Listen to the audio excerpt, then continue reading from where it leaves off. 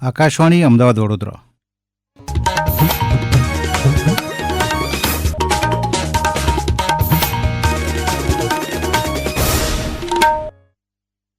પ્રાદેશિક સમાચાર અનિલ પટેલ વાંચે છે. સૌપ્રથમ મુખ્ય સમાચાર. રાજ્યના 18 જિલ્લામાં નાગરિક સંરક્ષણ માટે 74 સ્થળોએ મોકડ્રીલનું સફળ આયોજન.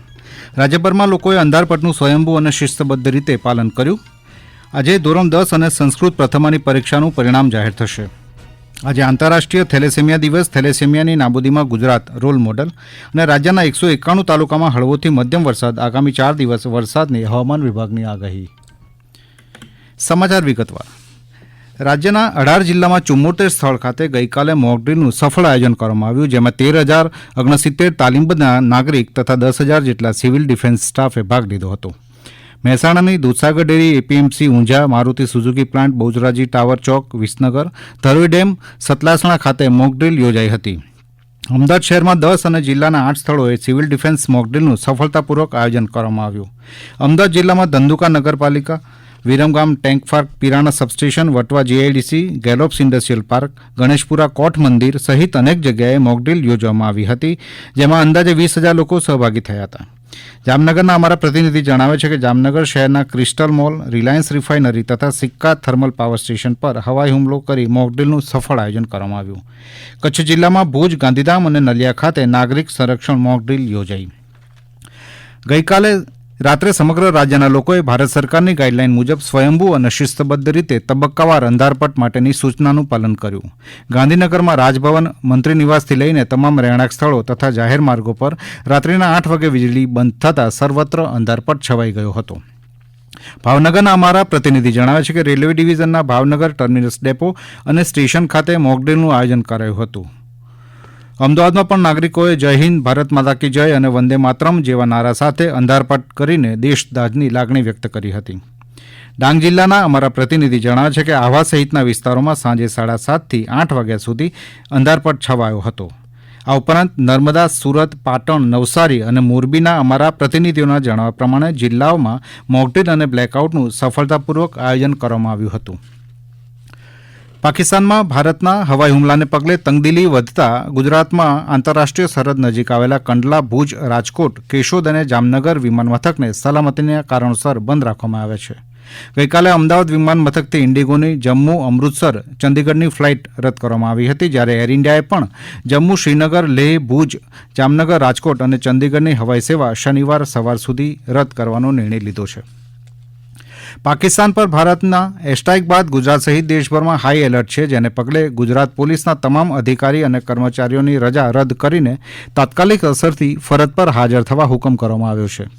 પોલીસ વિભાગના પરિપત્રમાં જણાવ્યું છે કે શહેર અને જિલ્લા ખાતે ફરજ બજાવતા અધિકારીઓની મંજૂર થયેલી રજાઓ આકસ્મિક સંજોગોને ધ્યાનમાં રાખીને તાત્કાલિક અસરથી રદ કરવામાં આવી છે.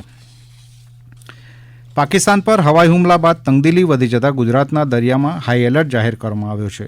માછીમારોને આંતરરાષ્ટ્રીય જળસીમા તથા જખૌ નજીકના સિરક્રીક વિસ્તારમાં ન જવા, પૂરતા દસ્તાવેજો સાથે રાખવા અને શંકાસ્પદ હિલચાલ પર નજર રાખવા સૂચના અપાઈ છે. આ ઉપરાંત ત્રાહિત વ્યક્તિના ફોન કે ઇન્ટરનેટ કોલ આવે તો તાત્કાલિક ફિશરીઝ વિભાગ કે નજીકના પોલીસ સ્ટેશનનો સંપર્ક કરવા પણ સૂચના અપાઈ છે. મત્સ્ય વિભાગના અધિકારી ટીજે કોટિયાએ માછીમારોને તકેદારી રાખવા વધુ માહિતી આપી. જે કોઈ માછીમારો છે તેને જે ભારત પાકિસ્તાનની IMBL બોર્ડર છે તેની નજીક માછીમારી માટે ન જવું, તેમજ જે નો ફિશિંગ ઝોન ડિક્લેર કરેલા છે તેની અંદર પણ માછીમારી માટે ન જવું, તેમજ જે જખૌની આસપાસનો સર ક્રીકનો વિસ્તાર છે તે વિસ્તારમાં પણ હાલ માછીમારી માટે ન જવા માટેની આપણે સૂચના આપવામાં આવે છે. આ સિવાય માછીમારોને માછીમારીમાં જતી વખતે પોતાના અસલ ID કાર્ડ એટલે કે આધાર કાર્ડ છે એ સાથે જ રાખવા, તેમજ અન્ય સાધનિક દસ્તાવેજો જેમ કે બોટ રજિસ્ટ્રેશન સર્ટિફિકેટ, લાયસન્સ જે દસ્તાવેજો છે એમની સાથે રાખવા. ગુજરાત માધ્યમિક અને ઉચ્ચતર માધ્યમિક શિક્ષણ બોર્ડની ધોરણ 10 અને સંસ્કૃત પ્રથમાની પરીક્ષાનું પરિણામ આજે જાહેર કરવામાં આવશે. ધોરણ 10ની પરીક્ષામાં કુલ 8,93,000 જેટલા વિદ્યાર્થીઓ નોંધાયા હતા. સત્તાવાર યાદીમાં જણાવ્યા અનુસાર આજે સવારે 8 કલાકે પરિણામ જાહેર કરવામાં આવશે. વિદ્યાર્થીઓ બોર્ડની વેબસાઇટ www.gseb.org પર પોતાનો બેઠક ક્રમાંક નાખી પરિણામ જોઈ શકશે. આ ઉપરાંત વોટ્સએપ નંબર 6357300971 પર પણ પોતાનો બેઠક ક્રમાંક મોકલીને પરિણામ મેળવી શકાશે. આ સમાચાર આપ આકાશવાણીના અમદાવાદ વડોદરા કેન્દ્ર પરથી સાંભળી રહ્યા છો. આ સમાચાર આપ અમારી YouTube channel AIR news Gujarat પર પણ સાંભળી શકશો. વધુ સમાચાર માટે અમારી વેબસાઇટ newsonair.gov.in/gujarati અને અમારા એક્સ હેન્ડલ AIR_news_ABED ને ફોલો કરશો.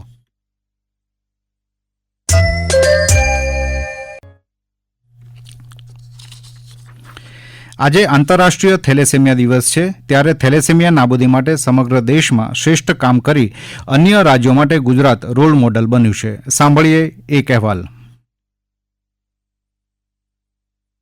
થેલેસેમિયાને જડમૂળથી નાબૂદ કરવા માટે રાજ્ય સરકાર છેલ્લા 15 વર્ષથી શ્રેષ્ઠ કામગીરી કરી રહી છે. રાજ્યની સરકારી હોસ્પિટલોમાં ગર્ભવતી મહિલાઓ તેમજ કોલેજોમાં વિદ્યાર્થીઓના વિનામૂલ્યે થેલેસેમિયા ટેસ્ટ કરવામાં આવે છે. કુલ 15,50,000થી વધુ લોકોના થેલેસેમિયા ટેસ્ટ કરાયા છે. રાજ્યમાં યુનિવર્સિટી સ્તરે વિદ્યાર્થીઓનું થેલેસેમિયા સ્ક્રીનિંગ કરવામાં આવી રહ્યું છે. આ ઉપરાંત સમુદાય આધારિત સ્ક્રીનિંગ દ્વારા સમુદાયોને થેલેસેમિયા અંગે જાગૃત કરવામાં આવી રહ્યા છે. મયુર સોલંકી, આકાશવાણી સમાચાર, અમદાવાદ. રાજ્યના ચૂંટણી તંત્ર દ્વારા આગામી સમયમાં યોજાનારી કડી અને વિસાવદર વિધાનસભા બેઠકની પેટા ચૂંટણીઓ માટેની મતદાર યાદી પ્રસિદ્ધ કરવામાં આવી છે. ચૂંટણી પંચ દ્વારા મતદાર યાદી સુધારણા કાર્યક્રમ યોજ્યા બાદ આખરી મતદાર યાદી પ્રસિદ્ધ કરાઈ છે. મુખ્ય ચૂંટણી અધિકારી હારિત શુક્લાએ જણાવ્યું કે લોક પ્રતિનિધિત્વ ધારો 1950ની કલમ 24A મુજબ ખાસ સંક્ષિપ્ત સુધારણા ઝુંબેશ અંતર્ગત મતદાર નોંધણી અધિકારી દ્વારા કરવામાં આવેલા નિર્ણય સામે કોઈ મતદારને વાંધો હોય તો મતદાર નોંધણી અધિકારીના નિર્ણય વિરુદ્ધ સંબંધિત જિલ્લા ચૂંટણી અધિકારી સમક્ષ અપીલ કરી શકશે. છેલ્લા 3 દિવસથી રાજ્યમાં મોટાભાગના વિસ્તારોમાં કમોસમી વરસાદને પગલે વાતાવરણમાં ઠંડક પ્રસરી છે. ગઈકાલે સવારના 8 વાગ્યાથી આજે સવારે 4 વાગ્યા સુધી રાજ્યના 191 તાલુકામાં હળવાથી મધ્યમ વરસાદ પડ્યો છે. આણંદ જિલ્લાના ખંભાત તાલુકામાં સૌથી વધુ 4 ઇંચ વરસાદ પડ્યો છે, જ્યારે બાવળા, વડોદરામાં 3 ઇંચ અને બોરસદ તાલુકામાં 2.5 ઇંચ વરસાદ પડ્યો છે. દ્વારકા જિલ્લાના અમારા પ્રતિનિધિ જણાવે છે કે ખંભાળિયા અને ભાનવડ પંથકમાં ધોધમાર વરસાદથી પાણી ભરાઈ ગયા હતા. માવઠાને કારણે ઉનાળુ પાક લેતા ખેડૂતો ચિંતામાં મુકાઈ ગયા છે. ભાવનગર જિલ્લાના મારા પ્રતિનિધિ જણાવે છે કે ગોહિલવાડ પંથકમાં સતત ત્રીજા દિવસે કમોસમી વરસાદ પડ્યો હતો. ભાવનગર શહેરમાં 3 ઇંચ અને ઘોઘામાં 2 ઇંચ વરસાદ પડ્યો હતો, જ્યારે જિલ્લાના વલભીપુર, ઉમરાળા, ગારિયાધાર સહિતના તાલુકામાં અડધાથી 2.5 ઇંચ વરસાદ નોંધાયો છે. હવામાન વિભાગે રાજ્યમાં આગામી 4 દિવસ ગાજવીજ સાથે વરસાદની આગાહી કરી છે. આજે બનાસકાંઠા, અરવલ્લી, આણંદ, મહીસાગર, ભરૂચ, વલસાડ, દમણ, દાદરાનગર હવેલીમાં વરસાદનું ઓરેન્જ એલર્ટ જાહેર કરાયું છે. હવામાન વિભાગના નિયામક ડોક્ટર A.K. દાસે વધુ માહિતી આપી. और जो डे 2 में हमारा इंटेंसिटी कम हो जाएगी, थैंक टू धीरे धीरे रेनफॉल आइसोलेटेड जगह में हम लोग दिए हुए हैं. अभी जो अहमदाबाद और आसपास का क्षेत्र है, इसमें जो वर्डिंग है, इसमें रेन थंडरस्टॉर्म विथ लाइटनिंग रहेगा. विंड स्पीड भी 60 से 70 किलोमीटर प्रति घंटा में रहेगा गस्टिंग के साथ. और जो तापमान है 30 डिग्री सेंटीग्रेड के आसपास रहेगा. રાજકોટ જિલ્લા કલેક્ટર પ્રભવ જોશીના અધ્યક્ષસ્થાને કલેક્ટર કચેરી ખાતે ગઈકાલે પ્રી મોન્સૂન તૈયારીના આયોજન અંગેની બેઠક યોજાઈ હતી. ભારે વરસાદ અને વાવાઝોડાના સમયે પરસ્પર સંકલનથી કામ કરી કુદરતી આપત્તિની ઓછામાં ઓછી અસર અનુભવાય તે રીતે કલેક્ટરે અધિકારીઓને માર્ગદર્શન આપ્યું હતું. ગુજરાત સુપર લીગ સ્પર્ધાની બીજી સિઝનમાં કર્ણાવતી નાઇટ્સ અને સુરત સ્ટ્રાઇકર્સની મેચ 1-1 ડ્રો થઈ હતી. કર્ણાવતી નાઇટ્સ તરફથી પાંડેએ 45મી મિનિટે ગોલ કર્યો હતો, જ્યારે મેચની છેલ્લી મિનિટોમાં પલાશ બાર્બરે ગોલ કરતા મેચને 1-1થી બરોબરી પર લાવી દીધી હતી. સુરતના જોન્સન મેથ્યુઝને પ્લેયર ઓફ ધ મેચ જાહેર કરવામાં આવ્યા. સૌરાષ્ટ્ર સ્પાર્ટન્સ અને વડોદરા વોરિયર્સ વચ્ચેની મેચ 0-0થી ડ્રો ગઈ હતી, જ્યારે સૌરાષ્ટ્રના ગોલકીપર પ્રતિક કુમારને પ્લેયર ઓફ ધ મેચ જાહેર કરવામાં આવ્યા. અંતમાં મુખ્ય સમાચાર ફરી એકવાર. રાજ્યના 18 જિલ્લામાં નાગરિક સંરક્ષણ માટે 74 સ્થળોએ મોક ડ્રીલનું સફળ આયોજન.